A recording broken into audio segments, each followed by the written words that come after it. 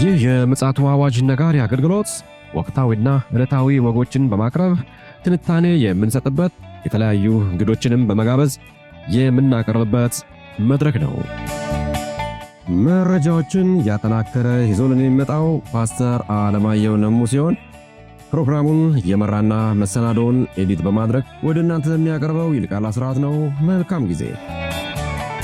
ነግሮን ሻሎም ሻሎም። ውድ የተከበራችሁ የምፅዓቱ አዋጅ ነጋሪ አድማጮቻችን ሰላም ለእናንተ ይሁን። እንዴት ዋላችሁ? ዛሬ እንግዲህ ዕለተ ሮብ ነው። በዕለተ ሮብ ብቅ ብለናል። ብቅ ያልንበት ምክንያት እንግዲህ አንዳንድ ቴክኒካል ጉዳዮች ገጥመውን በዛሬው ዕለት ከምሽቱ 12 ሰዓት ላይ የነበረው የቀጥታ ስርጭት ለጊዜው ስላልተሳካ በነገው ዕለት ሊቀርብ እንደሚችል ወዲሁ ማሳሰብ እንወዳለን። እንግዲህ ዓለማችን አሁንም አወዛጋቢ ክስተቶች እየተደመጡ ይገኛሉ። ከምን ጊዜውም በላይ የእግዚአብሔር ድምፅ በእንደነዚህ አይነት ክስተቶች እየተደመጠ ይገኛል ብለን እናምናለን። ነገር ግን እኛ እያስተዋልን አይመስለንም። ስለዚህ እንደው በተነቃቃ መንፈስ እንድታደምጡን በጌታ ፍቅር ወዲሁን ማሳሰብ እንወዳለን። መልካም ጊዜ እንዲሆን እንመኛለን። ይልቃል አስራት ነኝ ከምፅዓቱ አዋጅ ነጋሪ አገልግሎት። አድማጮቻችን እንግዲህ መረጃዎችን አሰባስቦልን የማንቂያ ደወል ደውልልን ፓስተር አለማየሁ አጠገቤ ይገኛል። የዓለማችን አወዛጋቢ ክስተቶች አነጋጋሪ እየሆኑ መጥተዋል። ለእኛ ግን ትልልቅ መልእክት እየተላለፈ እንደሆነ እናምናለን። ከዚህ አኳያ በመጽሐፍ ቅዱስ እይታ ደግሞ እንዴት ይፈተሻሉ በማለት እግዚአብሔር እንደረዳን መንፈስ ቅዱስ እንደመራን ወደ እናንተ ደግሞ መልእክቶቻችንና መረጃዎችን እያዋሃድን ለማቅረብ እንሞክራለን። መረጃውን ፓስተር ያቀርብልናል። ሰላምታ እንለዋወጥና በቀጥታ ወደ መረጃችን እናመራለን። ሰላም ላንተ ይሁን ፓስተር፣ እንዴት አለ? እንደምን አለ ወንድም ይልቃል። ዛሬ እንገናኛለን ብዬ አልጠበቅኩም ነበረ። እንግዲህ እግዚአብሔር ፈቃድ ሆኖ ደግሞ ተገናኝተናል። የሚገርም ክስተቶች እየተደመጡ ነው ያሉት። ፓስተር እንዴት ነው ነገሩ? እንግዲህ ዓለምን እየወዘወዘ ያለው ነገር ከጊዜ ወደ ጊዜ ጨመረ ነው የሄደው። የቀይ ባህሩ ፍጥጫ አሁን ደግሞ የጀመረ ይመስላል። የሆርሙዝ ሰርጥን ያው እንግዲህ አሜሪካ እንደዘጋች እና ጨምሮ መዝጋት የሚል ነው። ግን እስቲ እሱን ማምሻ ላይ ሌሎችም አሉ በጣም ዓለምን እየናጠ ያለ ብቻ ሳይሆን ትናንትና የተናገርነው ሽፍት እያደረገ ነው ያለው። ከምዕራብ ወደ ምስራቅ ሽፍት እያደረጉ ያለ ነገሮች ይታያሉ። እና ይመስለኛል የእንግሊዙ ቻርለስ ንጉስ ቻርለስ ወደ ዩናይትድ ማቅናታቸው ከዚህ አንጻርም ይመስላል። ምክንያቱም ንግግራቸውን ስትመለከት እንግዲህ የእንግሊዝ ንጉስ ቻርለስ በዩናይትድ ስቴትስ ኮንግረስ ተገኝተው ስብሰባ ላይ በሚገኘት በሁለት ሀገራት መካከል ያለውን ጥልቅ ታሪካዊ ትስስርና ወቅታዊ ፈተናዎችን የዳሰሰ ታሪካዊ ንግግር አድርገዋል። ንጉሱ በንግግራቸው ወቅት በተደጋጋሚ በጭብጨባ የታጀበ አቀባበል ተደርጎላቸዋል። በእርግጥ ዶናልድ ትራምፕ ንጉሱን በክብር ነው የተቀበሏቸው። ይሄ ያው በሁለቱ ሀገሮች መካከል ያለው ግንኙነት እንደ ቀድሞ እንዳልሆነ እኔም አንተም እናውቃለን።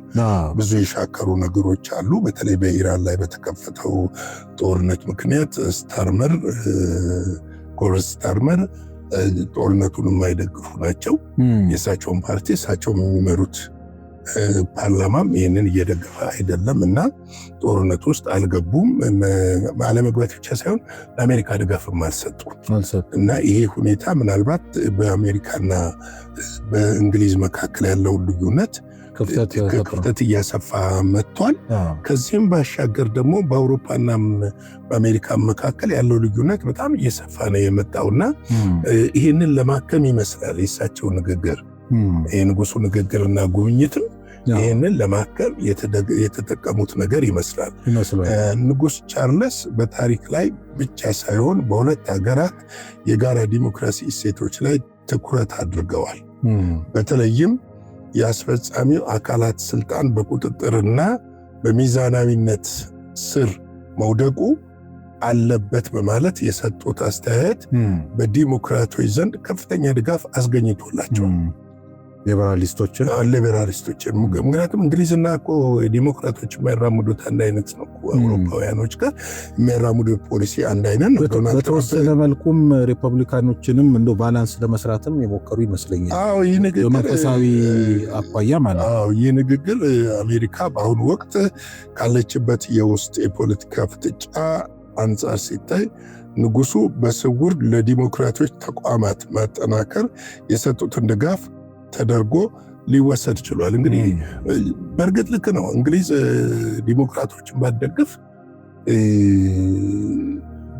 አይደንቅም።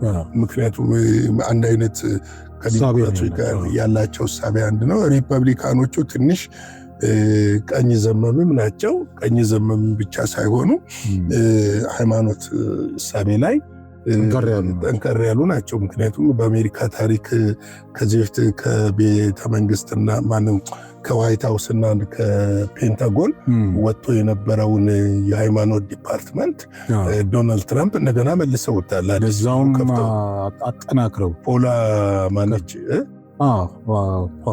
ፓውላ ሃዋይት የምትባለው የእሳቸው መጋቢ ናት።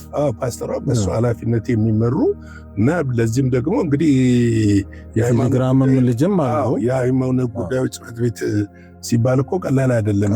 ምንድነው በጀት ተመድቦለት ነው ይህ ስራ የሚሰራው እና ይህንን በላቲን አሜሪካ በተለያዩ መንገድ ይህንን ነገር እየተደረገ እንደሆነና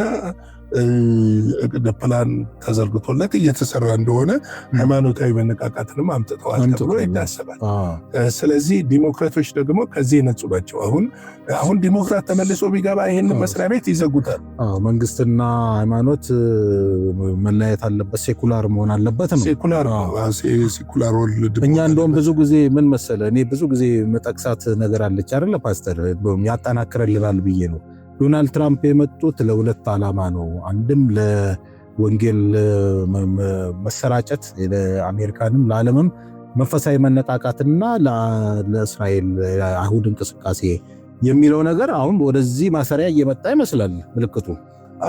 ምንድነው መሰለ፣ አሁን ዓለም በከፍተኛ ሁኔታ ያልተረጋጋበት ሁኔታ ላይ ነው ያለው። ዶናልድ ትራምፕ ሲመጡ ያቀዷቸው ነገሮች አሉ። አንዳንድ ነገሮች ከመጡ በኋላ የወሰዷቸው መልካም ያልሆኑ እርምጃዎችም እንዳሉ ሁሉ መልካም የሆኑ እርምጃዎች አሉ። ግን ለምንድነው እነሱ ላይ የምናጠነጥነው ስንል የዓለም አቀፍን እየዘወሩ ያሉት እነሱ ስለሆኑ ነው። ከበስተጀርባው ደግሞ ስፒሪቹዋል ነገር አለ። በሁለቱ መካከል የመንፈሳዊ ልዩነቶች አሉ እና ይመለከታል። ለምሳሌ አሁን በዋይት ሃውስ በፔንታጎን ጸሎቶች አሉ፣ ፕሮግራሞች ይደረጋሉ፣ የቸርች ፕሮግራሞች ይደረጋሉ። በዋይት ሃውስ በሳምንት አንድ ቀን ጸሎት አለ፣ የጸሎት ፕሮግራሞች አሉ፣ የሚመሩ አሉ እና እነዚህ በአንጻሩም ደግሞ በባይደንና በኦባማም ዘመን መቼም የተደረጉትን ምናስታውስ ይመስለኛል። የኤልጂቢቲኪው ዋነኛውን እንቅስቃሴ ነው በዋይት ሃውስ ያደረጉ። ወደኋላ ሄደን ማካየን በአሜሪካ የጦር ሰራዊት ውስጥ የመከላከያ ሚኒስቴር ውስጥ የጦር ኃይሎች ውስጥ ባህር ኃይል በኔቪ በለው አየር ኃይል ውስጥ በለው በሁሉም ቸርቾች አሉ፣ ፓስተሮች ወይም ቄሶች የተመደቡ አሉ እና ቸርቾች ስብከቶች ይደረጋሉ፣ ትምህርት ይሰጣል፣ አስራቶች ሁሉ ይሰበሰባሉ።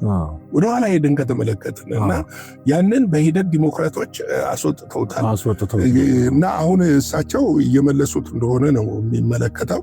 ከዚህም አንጻር ይመስለኛል ዲሞክራቶችን በመደገፍ ንጉሱ ባደረጉት ንግግር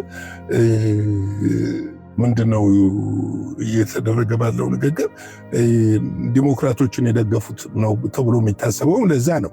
ሌላው ደግሞ በሌላ አንጻር ስታይ የምትመለከተው ነገር በእንግሊዝም በአሜሪካም ውስጥ በአንዳንድ ስቴቶች ውስጥ ሰዎች በጎዳና ላይ ወንጌል ሲሰበኩ እየታሰሩ እንደሆነ በግልጽ እየታሰሩ ያየነው ያለ ነው። ሁለቱም ጋር እንደዚህ አይነት እርምጃዎች አሉ። ይሄ የወንጌል ባህሪው ነው፣ ኔቸሩ ነው። እኛም ሀገር እየታየ ነው። ህግ ጎዳና ላይ እንዳይሰበክ እየተከለከለ እንደሆነ እያየን ያለ ነው እና የወንጌል ባህሪው ነው፣ ኔቸሩ ነው። ምንም ልታረግ የምትችለው ነገር አለ እና ንጉሱ በንግግራቸው ልዩ ጥምረት ባለፉት ስኬቶች ላይ ብቻ ተኝቶ መቆየት እንደሌለበት አስጠንቅቀዋል። ዓለም በከፍተኛ ፍጥነት ባልተረጋጋ ሁኔታ እየተለወጠ ባለበት በዚህ ወቅት በለንደን በዋሽንግተን መካከል የመከላከያ ትብብርን ማጠናከር እንዳለበት ጥሪ አቅርበዋል። ተመልከት እንግዲህ አሁን ዓለም በከፍተኛ ሁኔታ ያልተረጋጋበትን የሚለውን አምነዋል እና ሌላው ደግሞ በጣም የሚገርም ባልተረጋጋ ሁኔታ እየተለወጠ ነው ብለዋል። ከምዕራብ ሚዛኑ ወደ ምስራቅ እያዘነበለ እየመጣ ነው እና ይሄንን ያልተረጋጋ ሁኔታና ለውጡን ለመክታት የሚቻለው የአሜሪካ የበላይነትን ማስጠበቅ የሚቻለው ከእንግሊዝ ጋር በመጣመር ነው። እንግሊዝም ጋርም ከአውሮፓ ጋር ባላንሱን ወደዚህ ለማድረግ ያለበት ጥሪ ያቀርበዋል። የመጀመሪያ በለንደንና በዋሽንግተን መካከል ስላሉ ነው። በተለይም በአውሮፓ ዘላቂና ፍትሃዊ ሰላምን ለማረጋገጥ የዩክሬን ጉዳይ በጋራ መደገፍ የግድ መሆኑን በጽኑ አሳስበዋል። ይህ ጥሪ በምዕራባውያን ዘንድ ያለውን አንድነትና ፍላጎት የሚያንጸባርቅ ቢሆንም በአሜሪካ ኮንግረስ ውስጥ ያለው የዩክሬን ድጋፍ የፖለቲካ ልዩነትን ለመግጠም ያለመ ይመስላል። እንግዲህ እሳቸው የተናገሩት ነገር አለ። አሁን አውሮፓና አሜሪካ በከፍተኛ ክፍተት አለ። ትናንትና በጀርመኑ መራሄ ሜርስ እሳቸው የተናገሩትን ነገር አቅርበን ነበረ። በአሜሪካ ላይ ያቀረቡትን ትችት፣ ለዛ ትችት ደግሞ ዶናልድ ትራምፕ ምላሽ ሰጥተዋል። የሚገርምህ የሰጡት ምላሽ ምንድን ነው? አልተረዳም፣ አልገባውም ነው የሚለው። ኢራን ኒኩለር ከታጠቀች ልታጠፋ ትችላለች የሚል እሳቤ ነው እሳቸው ውስጥ ያለው። ይህንን እኮ ጀርመንም ብላለች። ጀርመን እኮ ኒኩለር መታጠቅ አትደግፍም፣ ነገር ግን በዲፕሎማሲያዊና በድርድር ይሁን ነው፣ በጦርነት አይሁን ነው። ከእስራኤል ጀርባ ተንጠልጥላ አሜሪካ መግባት የለባትም ነው የስታርመር የሜርስ ንግግር። በዚህ ሂደት ውስጥ ኢራን ብትታጠቅስ? አሁንስ ብትታጠቅ የሚከለክላት የለም ነው ልልህ የፈለግኩት። የታጠቁ ሀገሮችስ ቢሰጧት ብቻ በብዙ ለምን አናስብም? አሁን ለምሳሌ ቻይና ወዳጇ ነች፣ ሩሲያ ወዳጇ ነች፣ ሰሜን ኮሪያ ወዳጇ ነች ይመስለኛል። የግዴታ እኮ እዛው ሀገሯ ውስጥ ላትፈበርክ ትችላለች እኮ። አዎ፣ ግን ሂደቱ ግን አሁን በተለይ አሁን ይሄ ቢ32 ነው ቢ2 የተባለው አውሮፕላን የቀጠቀጠው አለ አይደል? ቤዝመንት ላይ ያለው አሁን እሱ ባይቀጠቀጥ ኖሮ ባይፈርስ ኖሮ ሰርቆ ይቀራል እኮ ዩራኒየም የቀረ ዩራኒየም ያልተመቱ ቦታዎች ሊኖሩ ይችላል። ለምሳሌ አሁን መሳሪያው ሊደርስ የሚችለው እስከ 60 ኪሎ ሜትር ነው። ግልጽ ነው ልልህ የፈለግኩት ምንድነው እስከ 60 ሜትር ነው ወደ ውስጥ ልልህ የፈለግኩት ሰስቴነብል በሆነ 60 ሜትር እስከ 300 ሜትር ዝቅ ብሎ የተሰሩ ዋሻዎች ነው ያሏት ነው ይላል። ሊኖር ይችላል። ልክ ነህ። ልልህ የፈለግኩት አሁን የና አሜሪካና እስራኤል እንቅስቃሴ ለማክሸፍ ነው። ብሎም ደግሞ ያው እንደሚታወቀው የራሳቸውን ደጋፊ መንግስት መስርተው ለመውጣት ነው አላማው። ዞሮ ዞሮ አሁን በዝምታ ቢሄድ ኖሮ ዴቨሎፕ አድርጎ ታጣቂ ብትሆን የሁሉ ነገር ላይከሰት ሁሉ ይችል ነበር። አዎ፣ አሜሪካኖች አሁን የሚያስቡት ምንድነው መሰለህ? በውስጥ ካለው ልዩነት አንዱ የኛ ያልሆነ ጦርነትና እኛ ላይ ተጽዕኖ የማያመጣ ከሆነ ለምንድነው የምንዋጋው ነው። እስራኤልን መደገፍ ካለብን መደገፍ አለብን ነው። በጦርነት ውስጥ ለምንድነው የምንገባው ነው። አዎ፣ እንግዲህ ዞሮ ዞሮ ምንገባው ነው። ሌላው ደግሞ መካከለኛ ምስራቅ ላይ ያላትን ተጽዕኖ ዳይቨርስ እኮ ሊያደርግ የሚችል እኮ። ሌላው ደግሞ ሁለተኛው ምንድነው መሰለህ? አሁን የአሜሪካ የውስጥ ጥያቄ ወዳጅ እያሳጣን ነው። ገብቶሃል? አውሮፓውያኖችን እያጣን ነው። ራሱ ኤዥያውያኖችን እያጣን ነው። ሌሎችን እያጣን ነውና ይሄ ስትራቴጂካሊ ወይም ደግሞ ለአሜሪካ ሉዓላዊነት ጠቀሜታ የለውም ባዮች ናቸው እነሱ። ከዚህ አንጻር ነው የሚያዩት። እሳቸው ደግሞ የሚያዩት ምንድን ነው?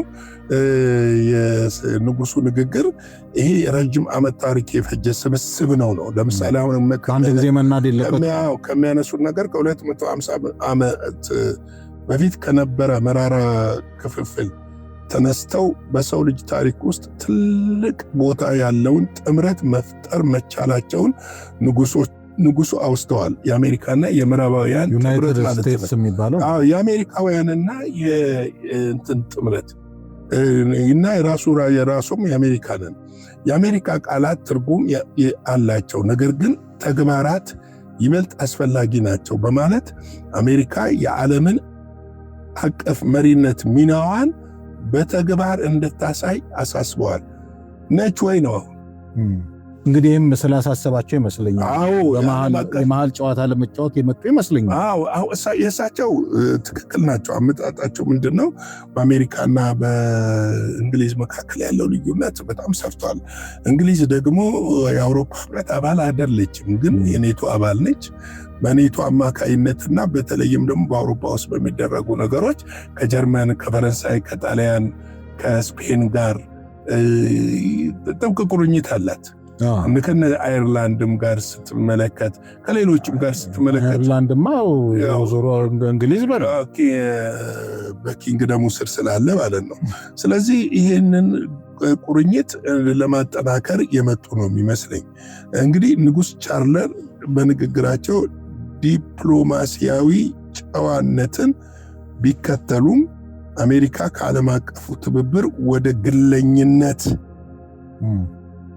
የምታደርገው አዝማሚያ በጸሎትና በምክር ለመግታት መሞከራቸው ግልጽ ነው ይላል።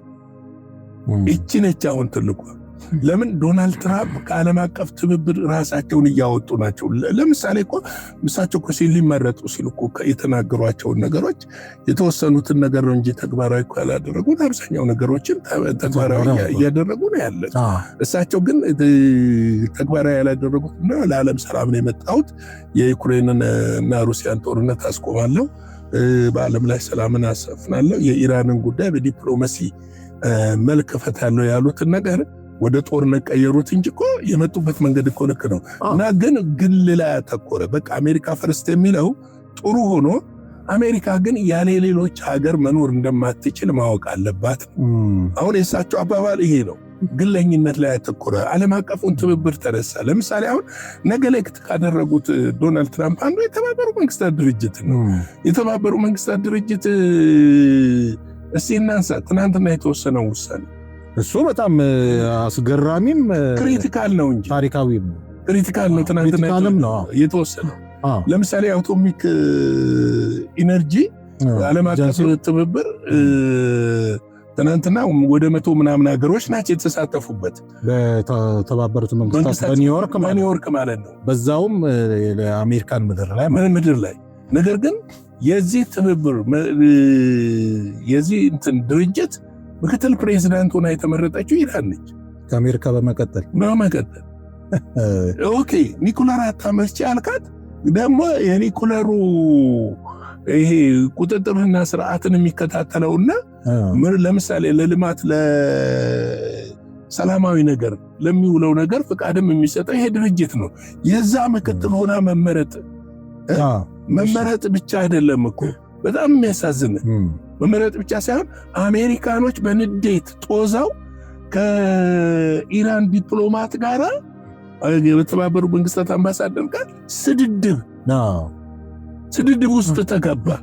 በሚገርም ሁኔታ እንግዲህ ዓለም ለምን መረጣት? አሁን እሱን እኮ ነው ልጠይቅ ያሰብኩት። ምክንያቱም ለዚህ ሁሉ መመሳቀል ምክንያት የሆነው እንደ አንድ ምክንያት የሆነው ኢራን ኒኩሌር መሳሪያ ልትታጠቅ ነው የሚል ነው።